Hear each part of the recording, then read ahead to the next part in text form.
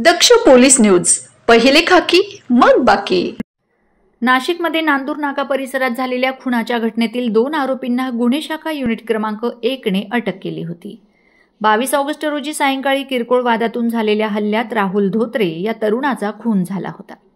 पोलिसांनी कारवाई करत संतोष मते याला कवटी फाटा परिसरातून आणि स्वप्नील बागुल याला सातपूर येथील पपया नर्सरी जवळून ताब्यात घेतलंय।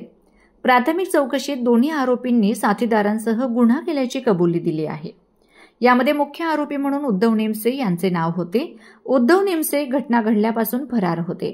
हायकोर्टाने अटकपूर्व जामीन फेटाळल्याने आज ते आपल्या वकिलासह पोलिसात हजर झाले। 25 जो BNS कलम 103 प्रमाणे गुन्हा दाखल होता, त्यातले काही आरोपी आम्ही अटक केले, काही फरार होते। त्यामधले उद्धव बाबूराव निमसे आज रोजी हजर झाल्याने त्यांना हजर करून अटक करून उद्या मान्य न्यायालयात हजर करत आहोत। पोलिसांच्या त्रासाला कंटाळून हजर झाला असं त्यांच्या वकिलांचं म्हणणं आहे।